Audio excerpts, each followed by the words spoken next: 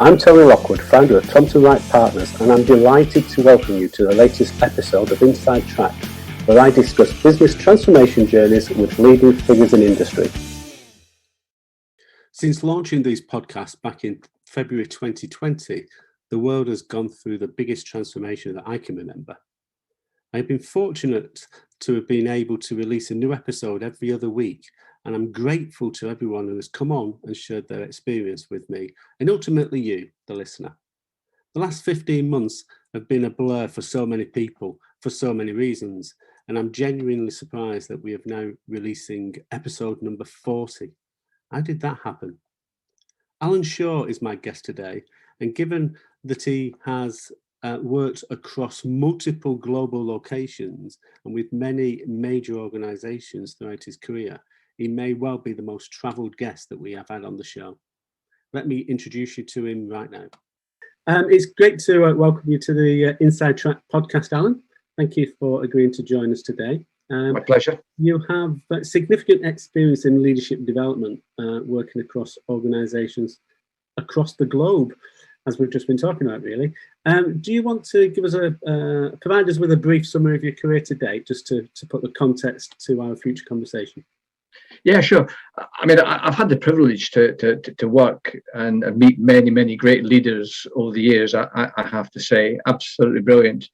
I've also met some not so good leaders as we'll have in our lifetimes. But yes, I worked in corporate world until a number of years ago. I'll leave it at that, because you start to give ages away then, don't you? And I worked in the health sector as an assistant director. And to be perfectly honest, I split up my ex-wife and had joint custody of my two sons, and then thought, crikey, what do I do now? I've got limited leave and I've got a full-time job. So I resigned, and my boss very kindly gave me a consultancy project starting on the Monday, and I left on the Friday. So that was a great start to my new world of consultancy. And since then, I've worked with many major consultancies throughout the UK, as well as doing my own self-employed consultancy work, and working with various other people that I know in my network, so on different projects. And that work has taken me far and wide. I lived and worked in the States for quite a significant period of time, and one of the projects that I had there was working with ex-professional football players and setting up soccer franchise operations. So that was quite exciting. So you go to work in a t-shirt and shorts, but you were talking business strategy. And it was quite interesting. The guy that I will name him, the guy that I worked with was, he was the epitome of what you'd imagine in The Godfather. He was a guy named Al Ficera, and he was a New York Italian, but he knew how to run a business. So I worked with him and I said ex-professional football players for quite a while. And I also lived in Texas, and I was looking at setting up a business out there, which didn't quite work out.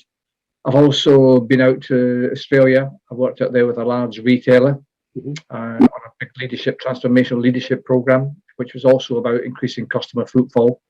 And that was exciting. You don't realize the size of the place until you go through time zones, traveling from one city to another. Yeah. That was. But yes, so I've had a really good career, I think, and I've worked with some very good companies, as I said, and I mentioned earlier on, some great leaders, some fantastic leaders, people prepared to transform and be changed. Okay, I'm sure we'll dig a bit deeper into some of those relationships as we go through this podcast. The podcast is about transformation. It's about those business journeys through transformation. So how do you define transformation in that context? I think it's about creating invaluable and positive change for the long term. So it's not a quick fix. It's not a project. It's a long-term program of change, and it's changing the shape and nature of the way you do business. So it's turning everything upside down and giving it a good shake, and then see what comes out of that. And the most important part, and I know it's a bit of a cliche, but it's about engaging with the people. Mm-hmm. It really is taking people with you, because that's one of the biggest challenges of change. I'm a great believer in the investment of people. I've always done that as a director of my own organisations and as a partner in Precisive. And though we talk about people being your greatest asset, but nothing works unless you get people to buy in and engage and be committed and be transparent with what it is you're trying to do and listen to what they're saying to you. So I think that's what transformational change is about. To me, it's a bit like you've got a jigsaw puzzle and you've got a picture in your mind of what that end jigsaw puzzle picture will look like, but does everyone else have the same picture? And then what needs to happen to give them all that same picture, that vision of the future. And I guess another way I describe it to people is transformation is a bit like you've been somewhere on holiday and it was superb. You and I were chatting earlier. Been something superb, and you come back and you want to sell that vision of what it's like to friends to go on that same journey. So you tell them all the good bits about it, all the key features, and just what it would be like when they get there. You don't tell them about the mosquitoes. You don't tell them about the nightclubs and next door to your hotel or whatever. And I think that's what transformation is all about. Yeah, it's interesting, isn't it? And I like the analogy about the jigsaw, because it is true, isn't it? That you have to have that clear vision of what that picture is that you're trying to create. But all too often, other people within the organisation have the individual pieces of that jigsaw, or have major influence on those individual pieces. And if you don't get all of those components together, you don't get your 1,000 pieces in the jigsaw puzzle together, do you? To deliver that ultimate picture. So yeah, that's right. You get to the very end, and you find there's 2 pieces missing. Yeah. So that the picture's not complete. Yeah, and those 2 pieces tend to be the most important aspects that result in significantly dilution of the benefits. Absolutely. Yeah, I mean, one of the best definitions that I ever came across around transformational change and transformational leadership was I was working with a large retailer in the UK over a number of years, so probably for about 6-7 years. It was a major transformation program which the city had to buy into, and the chief exec, the chairman, he came to every single workshop that was held throughout the country, and there were numerous workshops, probably 60 or 70 different workshops were taking place, so everybody would understand the need for change and what it was all about. And he described what they were trying to do. He said, I want you all to sit back, close your eyes, and think of change as a school playground. He said, so what happens in that school playground? So people come up with things like, there are cliques of people, there's laughter, there's noise, there's people getting hurt, there's crying. It's just a variety of sounds. Yeah. And he said, well, that's what we're going to be going through. That's what our change will do. He said, and in that period of time, he said, some people in this room will get hurt. Some people will fall over and graze their knee or bang their elbow. He said, they'll pick themselves up and they'll get on with things. Some people will fall over and it's just too much for them. He said, what I want to categorically confirm and state in this room is that I will help every single person to exit the business with respect and dignity. And I liked that. He made it quite clear that there's going to be some pain on the journey, but it was going to be exciting. There was going to be fun on the way, but some people wouldn't make it, but he would allow them and support them exiting the business onto a new life and a new career. And I think that's what good leadership's also about being very transparent and upfront at the beginning, so that clarity of purpose is crystal clear.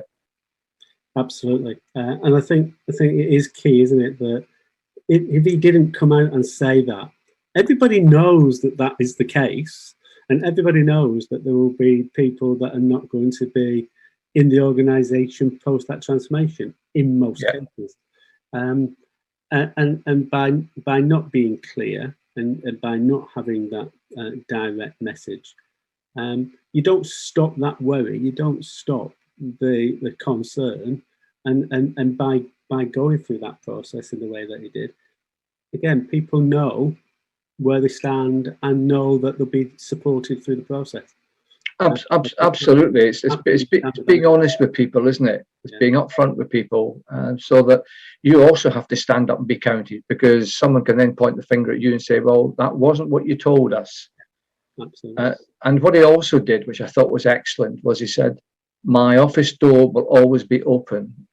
If you want to come and talk to me, he said, that's available. He said, I make it quite clear though, don't just come to talk to me, come with a clear purpose in mind. Don't waste my time. Yeah. So there's that clarity of that leadership, so that people side, but that toughness, that steeliness at the same time, which I think are essential ingredients for leadership. No, it's interesting. It reminds me of something that one of the earlier podcast guests mentioned. I don't know, maybe episode 12, 14, a guy called Mike Chicot that I used to work with in the Royal Bank. And he uses the phrase often when, all the way through his career. So the first time I heard this was probably about 30 years ago. And it's people don't care what you know until they know that you care. Nice. And that sums that up again, doesn't it? He's showing that caring nature, and he's being direct with them. But they'll buy into that because he's got that caring nature, and he's leaving the door open to come and engage. Absolutely. I mean, I get frustrated at times by people who are in leadership positions, and they almost patronize people in how they go about communicating the message. And, you know, as human beings, as people, we deal with change and we deal with challenging situations every day in our lives. Then when we go into work, some leaders, for some unknown reason, seem to think they take that responsibility off you, and we will make decisions about you and what's going to happen on your behalf without consulting with you. So you don't need your brain at work. We'll make those decisions for you, and that's wrong. It's totally wrong. Which is a nice intro into a lot of what you've been doing is around leadership development. Yeah. So in terms of leadership development in the context of transformation, what are the key aspects of that, do you think? Like the must-have sort of thing. Yes. Well, from a leader's perspective, and we've already started talking on that. Well, I think as I started saying, I think leaders need to be very transparent. They need to be very honest with people. They need to get people to trust them. I think trust is an absolutely critical part of anyone's life, because if you don't trust someone about something, then you're cycling up a waterfall, aren't you? That's the part. But I think leaders need to have this mixture of, no, you've done some of these psychometrics, you know, where you're a red or a blue or a green. And I come out from a leadership perspective, I come out as higher on the people side, on the green, higher, but I'm also high on the red. And so good leaders need to invest in people, all the things we've been talking about around the transparency and the honesty and respect and trust, all those key features as value-based things. But the end of the day, I need to get results. So I'm investing for a reason. It's not just for a good time and a soft, touchy-feely thing. So I think leaders need to have this steeliness, this consistency of message and consistency of the way that they go about their job, and the consistency in the way that they behave in particular. You know yourself, behaviours have become more and more to the party around values in organisations. And again, I get quite frustrated when leaders have values on the walls of their organisations that mean nothing. Yeah. They were developed by the leadership team, but no one had any buy-in to them or any input to them, but you're expected to deliver them. So I think that's another aspect of true leadership, is having a values-based approach. Yeah. So people see through that immediately, don't they? Of course we do. It becomes a wallpaper, and it only starts to mean something when people can see it in action, and it's in action when things get difficult, as well as when things are running really smoothly. Absolutely. I was asked to do a consultancy piece in an organisation that was a large food manufacturer, and when I went into reception, and I like to go, when I go into meetings or if I'm invited in, I like to turn up nice and early and sit in reception. And then you get a feel for the culture and the shape and the nature of the business because you hear conversations going on. And I spotted on the wall in reception the values, which were we treat people with dignity and respect all times. So I clocked that. So when I went in, I was talking to the MD and I was talking about the values. Oh yes, how proud they were of them, etc., etc., etc. And I said, well, how well do they define culture? So he was so proud of this. And I said, oh, well, how did they come about? The leadership team, we sat in a room and we developed these values. I said, well, how well bought into are they? I mean, how well are people committed to them? How well do they understand them on a day-to-day basis? Oh, you with pride in here, with pride. So I went onto the shop floor just to have a mosey around, and wow, I've never known a culture like it in my life. It was sexist, it was bullying, it was intimidating, it was awful. Yet they had a real hire and fire culture. Yet on the wall were these values. We treat our people with dignity and respect at all times. I couldn't believe that an MD could sit in his ivory tower and give me this story and not think that I would find out. I mean, I was about to say, did you think I was stupid? But then don't answer that one. But all too often that's the case, isn't it? We've both been in lots of organisations, and I do exactly the same. When you go in, the reception area tends to tell you a lot about the organisation. Yeah, how welcoming it is, how welcoming the receptionist is. You say, the way that he or she acknowledges you as you walk through. All too often, I've found that in some organisations, you've got to almost go up and tap on the top of the counter before you get any attention, and that tells its own story straight away.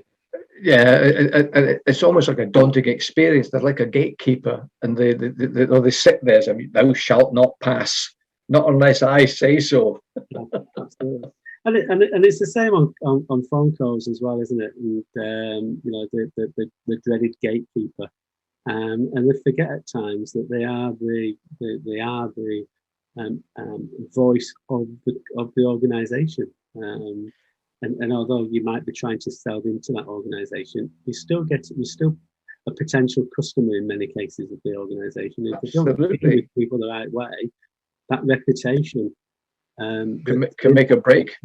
Exactly. I worked in London for a number of years. I worked for the Independent Broadcasting Authority, and the guy who was the head leader, I mean, he was just awful. He didn't speak to anyone, and if he did, it was always by surname. And I used to get my annual performance review, which my boss did in his office by himself with no involvement from me. And he would take it upstairs to the top guy, and then you can guarantee within 2 minutes your phone would ring, and it was his secretary, who was about 4 foot square, but she was intimidating. And you'd go up to the office and she'd tell you to stand in the corner like a naughty little schoolboy. Then you got invited into the guy's office, and he had a table, a desk. Like, oh goodness me, you could probably play five-a-side football on. and he had this high executive chair which he sat on, which he looked down at the table, and you had this little chair at the other end where your chin was almost on the edge of the table. And he just slide your performance review towards you, and then you put your hand on it. He'd say, read that, sign it. Got any problems, talk to Brian when you go back downstairs. And that was it. Yeah. And I always thought, I will never be that leader. That's not what good leadership is all about. And it's always stuck in my mind when I think about transactional leaders, controlling leaders, autocratic leaders, people that won't change. And I always think of this guy at the top, and I think there's still many of those types of people. Absolutely, and I think all too often people go into camps, don't they, that have that experience. They either do like you do and take it in retrospectively take it as a positive, because he showed you I'm not, or she showed you I'm not to be a leader. But all too often it's, well, that was how they did it to me, so I'm going to have all these other victims when I've got a team, and I'm going to deal with them in exactly the same way, and it just gets passed from sort of generation to generation, and you've got to break that loop at times, haven't you? And otherwise, the culture never changes.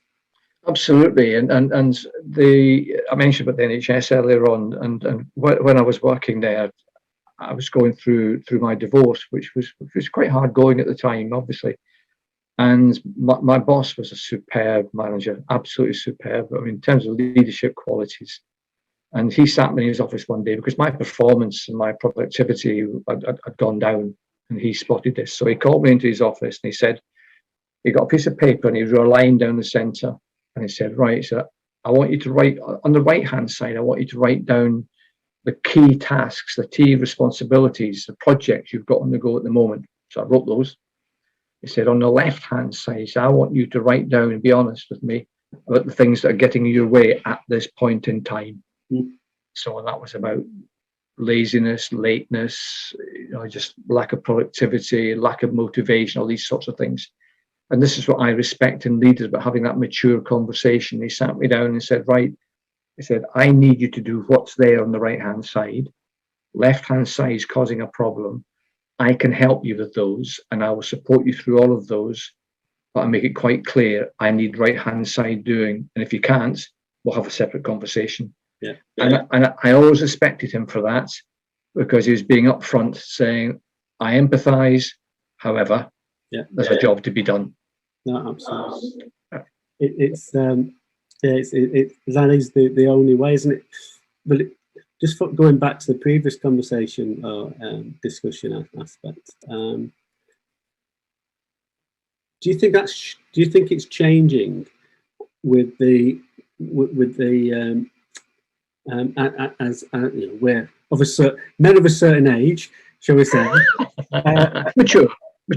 Yeah, and I just find with my children, the 18 to 28, they've got a completely different mindset, and a completely different perspective on work and what they'll put up with within organisations. I agree. And I don't think a lot of people within that age group would put up with some of the things that you've just been talking about, sitting in that and people looking down and throwing stuff across. They'll just get up and walk out, because, or they'll say something and they'll come more publicly. So I think there is this sort of generation aspect that's really positive. People call them a bit flighty and such, but actually it's quite a positive. They're not putting up with the crap that we put up with in our early career. Just before I came on talking to you on the radio, they were talking about this nightclub issue that the government's changed, done the U-turn, and there was a woman came on saying that she thought the younger generation were an absolute disgrace, the way they were all meeting up in these nightclubs and passing on COVID and all this kind of stuff. Total lack of responsibility. In fact, she even went to the extent of saying it's people at them that are killing people like me. And I couldn't believe that anyone would have that kind of mindset. And I can believe having the mindset, but actually come on a national radio and say it. Yeah. And I was shocked by it, because I think the younger generation have got so much to offer, and the way they think and the innovation and the creativity that they have nowadays, we pale into insignificance, because they have got the guts to challenge, to check the status quo, not to push back on stuff, and that's what good leadership is also about. So when you're trying to implement change, transformational change, the old ways of doing it just won't work anymore, because the working population will push back and push back. And I think the COVID pandemic is proving that about people's resistance to returning to the office environment. Yeah.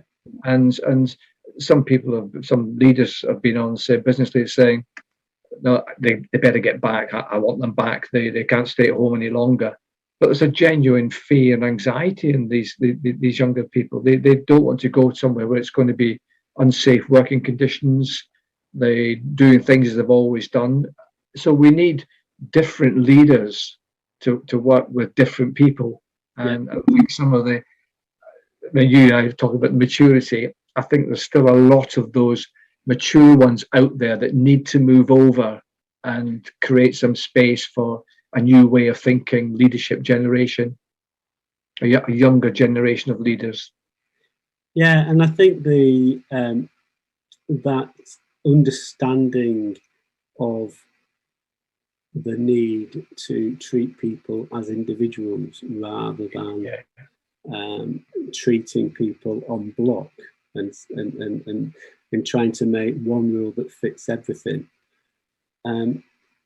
has worked in the past, absolutely, but won't work in the future.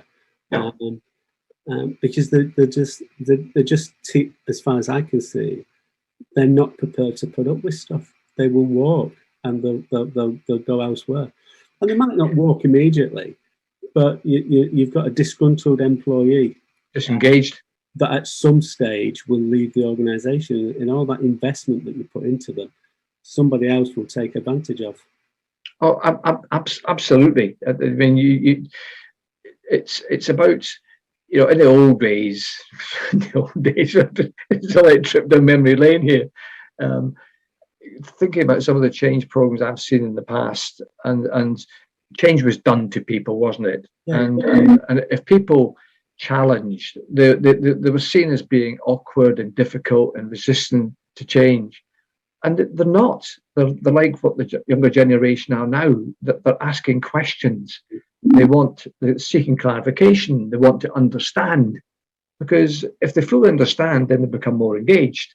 And when they're more engaged, then they come up with ideas. And so they're more, I say, more creative and more innovative in the way they go about it. So you've got to create a listening organisation when you're going through change, haven't you?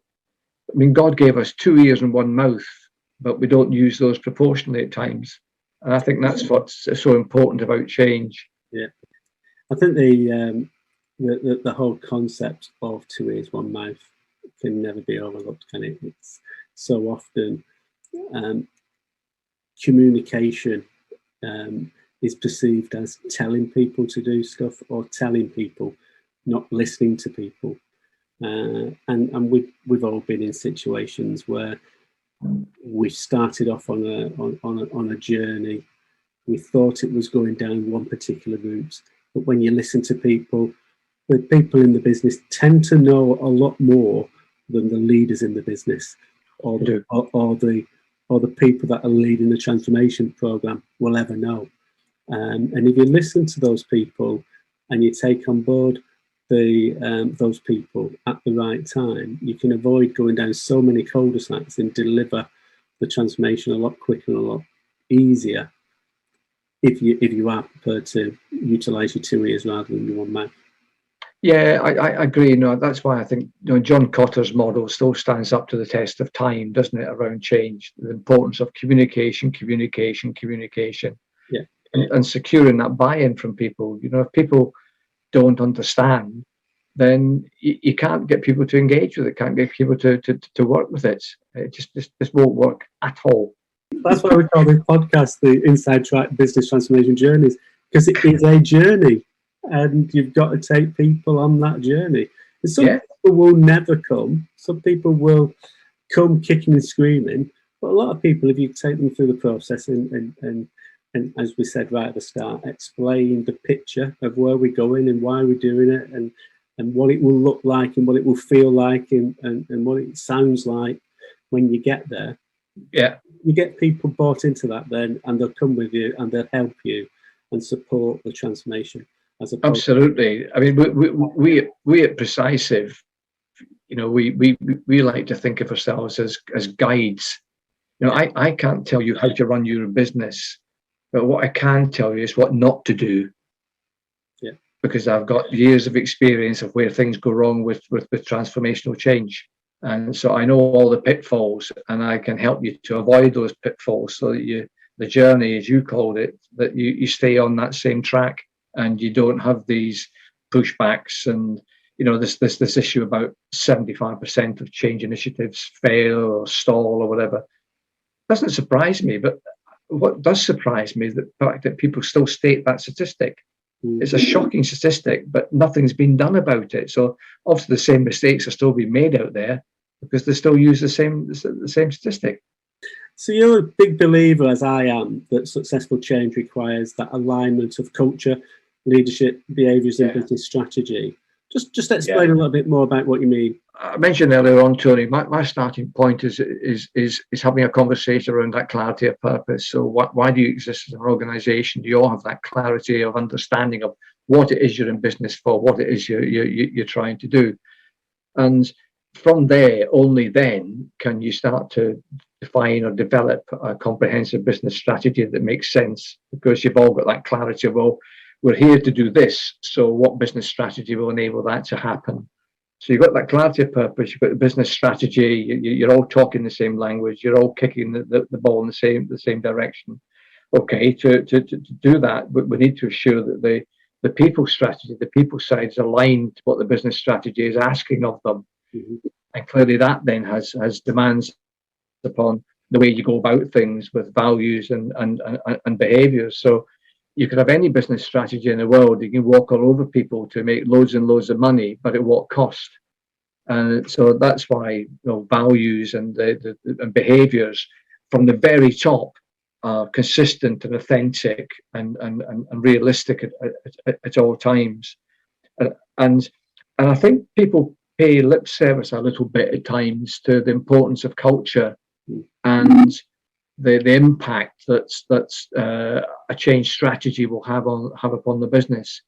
And there's too many leaders think that it's a quick fix with culture, and it's the most challenging. It's the hardest part, isn't it?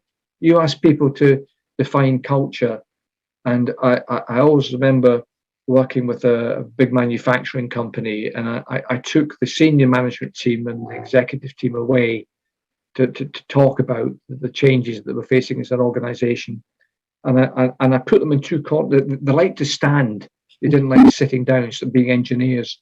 So I put them in two corners of a room, and I gave them a flip chart each. I said, "Right, I'd like you to draw a picture of the current culture." So the executive team, they mulled around with it, but then they came up with the idea of a sailing analogy. So they drew this desert island. And on this desert island, there was the executive team, and there was music, and there was a bar, and they were all in the sea, they were partying, and it was just sunshine. It was wonderful. And the senior management team clocked on to the type of drawing they were thinking about. So they went down the same route, but a slightly different way. And they drew a picture of a Spanish galleon that hit rocks and was sinking. So that's this angle in the water, and there was a rowing boat rowing away from the galleon. That was the executive team, and the galleon was surrounded by sharks, and on the ship that was sinking were the senior management team. Right. So that's a senior management team and executive team in the same organisation with two totally different pictures of defining the culture. And so different at that. So the executive team thought they were communicating well, thought they were leading well, they painted a vision for the future. The senior management team felt that they've just landed them right in it, and at any stage they would just walk away and leave them right in it at the same time. And I just thought that was fascinating. Absolutely, yeah. Two teams that met every single week for executive meetings, senior management team meetings, but they had two totally different pictures of the culture of the organisation. So that's why culture is so important, and really driving into, you know, we know the analogy of the iceberg, what's underneath the iceberg. And it's not just looking at the culture superficially. That's why you need that people engagement to drive right into the culture and find out the real picture of. And I have a very simple way of going about tackling culture. I just take a flip chart, or I ask them to say, write down as is. So what's it like at the moment? How do you want it to be in the future? And what actually gets in the way of that happening? very simple way of going about looking at culture, but it's very, very powerful because people talk the words of the organisation, and it's quite interesting when this is what it's like, and then you see, well, this is what we want it to be like, and that gap is horrendous at times, very, very challenging, and that's when you realise the scale of the transformation that's required and where the problems lie in the organisation. Yeah. And as you say, it is looking at something from an external perspective, excuse me, with that very simplistic approach can open up so much in an organisation. Oh, rich information. But more often than not, those organisations get caught up in so much of the politics of the organisation, and so much of the stories that are going on, the misinformation, etc. Just bringing it back to that. Tell us where it is now. Tell us where you think it should be, and let's understand the stuff that's stopping you from going from A to B. Really simplistic, but will be so insightful for many organisations. And you can't realise change unless you start to talk about those things. And very often you'll also hear people say, and it's been like that for evermore and a day.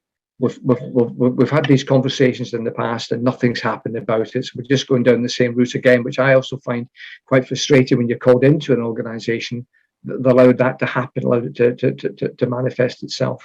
So we've talked about getting the right conditions in place. The next key thing I find is driving that momentum and keeping the momentum going.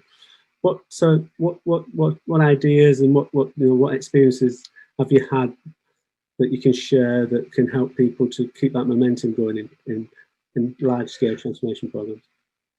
Well, on a couple of major transformation programs, what we did was that we invested time into the management population in terms of coaching. So talking about looking from a 360-degree perspective about their styles, their behaviours, the way they went about things. So they were getting a bit of a fix from the feedback they were generating from their own teams as to what some of their challenges might be and how they felt about their style. And then creating this coaching culture into the organisation. So managers were not just managing, they were coaching. So you were having these constant conversations, these continuous conversations, these interventions, these support type elements. And if you can create that coaching culture where managers don't see themselves as managing the numbers, managing the figures, managing this, managing that, but actually talking to people from a coaching perspective, that tends to, I personally think that maintains momentum. That goes a long, long way, because it's not just having something done to you, you're having those interventions, that supports that you want and need, and that your managers are creating for you. Yeah.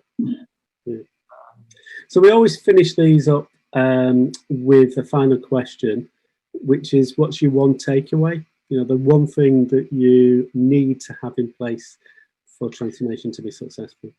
The one takeaway for me is about being genuine and being consistent in how you go about things.